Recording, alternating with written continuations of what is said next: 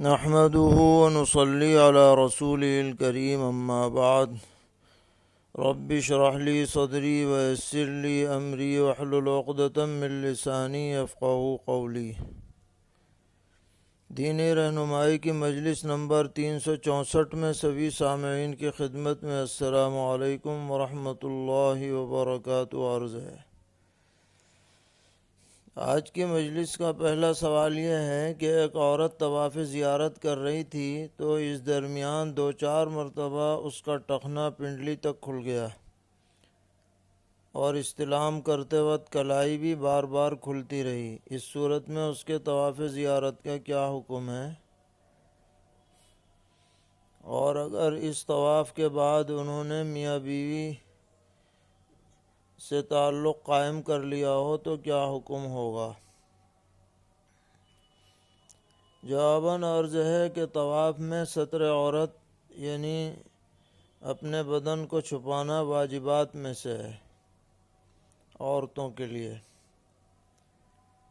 جس کا مطلب یہ ہے کہ طواف تو معتبر ہو جائے گا یعنی فرض ادا ہو جائے گا، البتہ اگر اتنا ستر کھل گیا جس سے نماز فاسد ہو جاتی ہے، یعنی ایک عضو کا چوتھائی حصہ کھلا رہا، تو ایسی صورت میں یا تو اتنے حصے طواف کا اعادہ کرنا پڑے گا، اور اگر اعادہ نہ کیا تو دم واجب ہوگا۔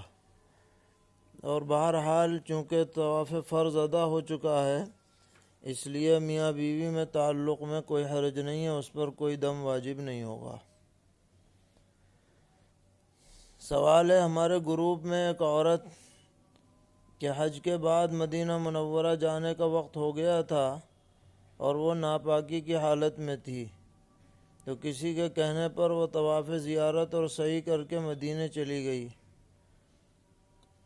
اب وہ پاک ہونے کے بعد اپنے طواف اور سعی کو لوٹانا چاہتی ہے، تو اس پر جو ناپاکی کی حالت میں طواف کی وجہ سے دم اور بدنہ واجب ہوا تھا، تو کیا وہ لوٹانے سے ساقط ہو جائے گا؟ جواباً عرض ہے کہ جی ہاں، اگر وہ مدینے چلی گئی ہے تو وہاں سے عمرے کا احرام باندھ کر واپس آئے اور پھر وہ اس طواف کو لوٹا لے جو اس نے ناپاکی کی حالت میں کیا ہے، تو اس کا بدنہ ساقط ہو جائے گا۔ نہیں لوٹایا تو واجب رہے گا۔ سوال ہے کہ ایک صاحب طواف وداع سے پہلے طائف جانے کے لیے بس میں بیٹھ چکے تھے، انہوں نے نہ تو طواف وداع کیا تھا اور نہ ہی طواف زیارت کے بعد کوئی نفلی طواف کیا تھا۔ جب انہیں مسئلہ معلوم ہوا تو ان سے ڈرائیور نے کہا کہ میں تم کو طائف کی میقات سے پہلے اتار دوں گا، تو ان کے لیے کیا حکم ہے؟ جواباً عرض ہے کہ ان پر لازم ہے کہ وہ میقات سے پہلے اتر جائیں اور واپس مکہ معظمہ لوٹ جائیں اور طواف وداع کر لیں، اس کے بعد پھر کہیں جانا ہو تو جائیں۔ اگر طواف وداع کے بغیر وہ میقات سے باہر چلے گئے تو پھر عمرے کا احرام باندھ کر واپس آئیں اور عمرہ کر کے طواف وداع کریں۔ اگر طواف وداع نہیں کیا تو دم واجب ہوگا۔ سوال ہے کہ ایک عورت نے احرام کی حالت میں کپڑا دھونے کے لیے لیکوڈ سرف استعمال کر لیا، اس میں کچھ خوشبو بھی ہوتی ہے، تو اس کا کیا حکم ہے؟ جواباً عرض ہے کہ یہ خوشبو اتنی زیادہ نہیں ہوتی ہے جس سے دم واجب ہو، اس لیے اس پر صدقہ سے کام چل جائے گا، 10-20 ریال صدقہ دے دیا جائے۔ سوال ہے کہ ایک شخص نے عمرہ کر کے سر پر 3 نمبر کی مشین لگوائی اور تھوڑے سے بال کٹوا لیے، پھر دوسرا عمرہ کیا، اس میں 1 نمبر کی مشین لگائی، تیسرا عمرہ کیا تو 0 نمبر کی مشین لگوائی، تو دوسرے اور تیسرے عمروں میں حلق یا قصر مانا جائے گا یا نہیں؟ جواباً عرض ہے کہ اگر پہلے عمرے میں اس کے سر پر لمبے بال تھے، ایک پروے سے زیادہ تھے، تو اس نے جو 3 نمبر کی مشین چلوائی وہ تو اس سے حلال ہو گیا، قصر مان لیا جائے گا۔ لیکن دوسرے عمرے میں جو 1 نمبر کی مشین لگائی ہے اور تیسرے میں 0 نمبر کی لگائی ہے، یہ کافی نہیں ہے، اس پر حلق لازم تھا، لہذا 2 دم اس پر واجب ہو جائیں گے۔ اور اگر پہلی مرتبہ ہی میں اس کے بال اتنے بڑے نہیں تھے، ایک پروے کے اندر اندر تھے، اور پھر اس نے مشین لگوا لی تو 3 دم لازم ہو جائیں گے۔ سوال ہے کہ مکہ معظمہ میں زوال شروع ہونے کا وقت 12:03 تھا اور زوال ختم ہو رہا تھا 18 منٹ پر، 12:18 پر۔ اب ایک آدمی نے چھوٹے شیطان کو 12:05 پر کنکر مارنی شروع کی، اس کے بعد منجھلے کو مارا، پھر بڑے کو مارا، تو کیا ہم نے صحیح وقت پر کنکری ماری؟ اگر نہیں ماری تو ہمارے اوپر کیا لازم ہے؟ جواباً عرض ہے کہ 12:18 سے پہلے 11-12 تاریخ کو جو بھی رمی کی گئی ہے وہ معتبر نہیں ہوئی۔ اب اگر آپ نے 18 منٹ سے پہلے دونوں جمرات کی یا تینوں جمرات کی رمی چھوڑ دی ہے تو آپ پر دم لازم ہے، اور اگر ایک جمرات کی رمی کر لی تھی اور بقیہ 2 کی 18 کے بعد کی ہے تو پھر ہر رمی کے بدلے میں ایک صدقہ فطر لازم ہے۔ بہرحال اسی کا حساب لگایا جائے گا 12:18 کا، کیونکہ ختم زوال مراد ہوتا ہے، زوال کا شروع مراد نہیں ہوتا ہے۔ سوال ہے کہ ایک شخص نے عمرے کے طواف میں 6 چکر کر کے پھر صحیح کر لی اور احرام کھول دیا، تو اس کے لیے کیا حکم ہے؟ جواباً عرض ہے کہ اس کے لیے حکم یہ ہے کہ اگر مکہ معظمہ میں موجود ہے تو 1 چکر کا اعادہ کر لے، اور اگر گھر لوٹ گیا ہے تو 1 دم ادا کرے حدود حرم میں۔ سوال ہے کہ جو لوگ اب تک مکہ معظمہ میں مقیم تھے اب وہ طائف جا رہے ہیں، تو واپسی کے بعد وہ نماز پوری پڑھتے رہیں گے یا قصر کریں گے؟ ابھی ان کو مکہ معظمہ میں تقریباً واپسی کے بعد 12 دن رہنا ہے۔ جواباً عرض ہے کہ واپسی پر وہ قصر کریں گے، کیونکہ ان کا 15 دن کا قیام نہیں ہے۔ سوال ہے کسی شخص نے حجر اسود کے بجائے ملتزم سے یا باب کعبہ سے طواف شروع کیا تو اس کا طواف صحیح ہوگا یا نہیں، یا کوئی کفارہ وغیرہ ہو تو ارشاد فرمائیں۔ جواباً عرض ہے کہ اس صورت میں اس کا طواف ناقص رہ جائے گا، اگر وہ اس نقص کو بعد میں پورا کر لے تو کوئی جنایت لازم نہ ہوگی، ورنہ کفارہ دینا ہوگا۔ فرض یا واجب میں دم واجب ہوتا ہے اور نفلی میں صدقہ لازم ہوتا ہے، نفلی طواف میں اگر 1 چکر چھوٹ جائے تو۔ سوال ہے کہ محرم اگر نائی کی دکان پر جا کر حلق کراتا ہے تو نائی شیمپو جیسی چیز لگا کر بالوں کو بھگوتا ہے، تو کیا احرام کی حالت میں اس سے کوئی دقت تو نہیں ہے؟ اگر اس میں تیز خوشبو ہے تو دم لازم ہو جائے گا، معمولی ہے تو صدقہ، اور کچھ خوشبو نہیں ہے تو کچھ نہیں ہے، اس کا پہلے سے لحاظ رکھنا چاہیے۔ سوال ہے کہ اگر حدود حرم کے پاس ایک علاقے میں مقیم ہے اور قریب میں ایک مقام پر کبھی کبھار نماز پڑھانے کے لیے آگے بڑھا دیا جاتا ہے، تو میں وہاں کس طرح نماز پڑھاؤں، کیا نیت کروں؟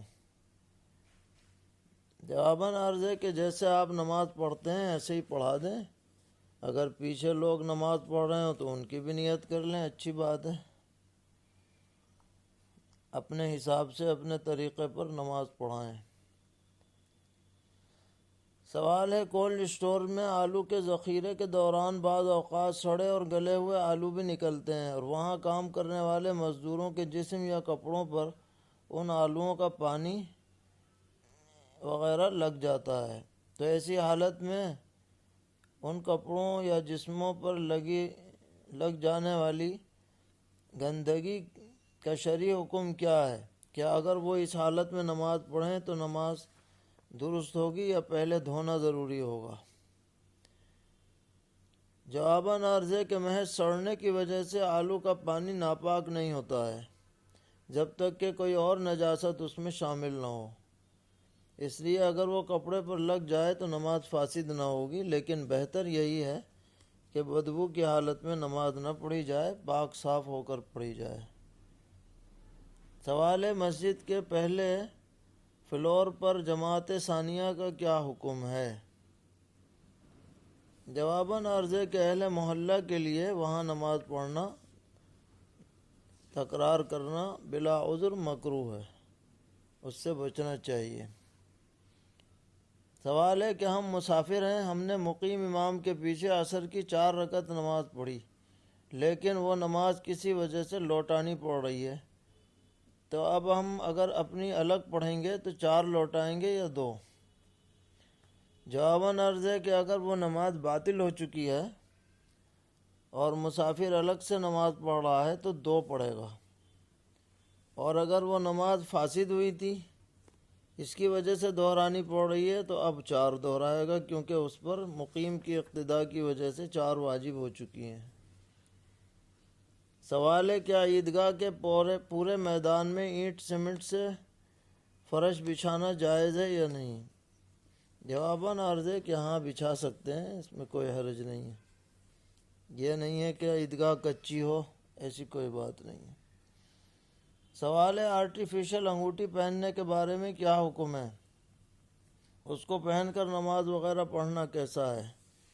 اگر اس پر سونے چاندی کی نکل ہو تو اس کو پہننے میں حرج نہیں ہے، ہاں اگر نکل نہ ہو یا نکل اتر جائے تو پہننا مکروہ ہے، اس حالت میں نماز بھی نہیں پڑھنی چاہیے، اتار کے پڑھنی چاہیے۔ سوال ہے کہ ایک شخص نے اپنے رشتہ دار کی ایک لڑکی کو لے پالک بنا لیا تھا اور اس کی پرورش کی، لڑکی بڑی ہو گئی تو اسی پالنے والے شخص نے اس کا نکاح کیا اور ولدیت میں اپنا ہی نام لکھوا دیا، تو نکاح صحیح ہوا یا نہیں؟ جواباً عرض ہے کہ اگر عاقد اور گواہوں کی نظر میں وہ لڑکی معروف ہے تو نکاح تو درست ہو جائے گا، لیکن والد کی جگہ پر اصل والدی کا نام لکھنا چاہیے، پالنے والے کا نہیں لکھنا چاہیے۔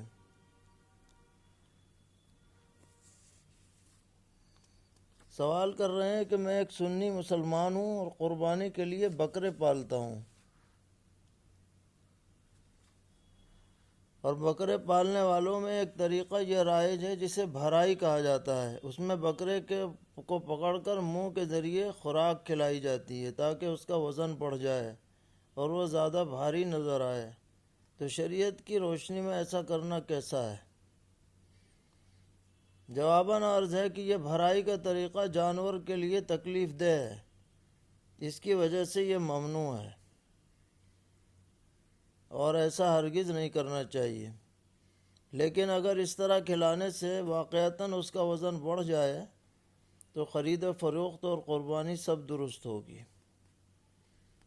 کیونکہ وزن بڑھ چکا ہے۔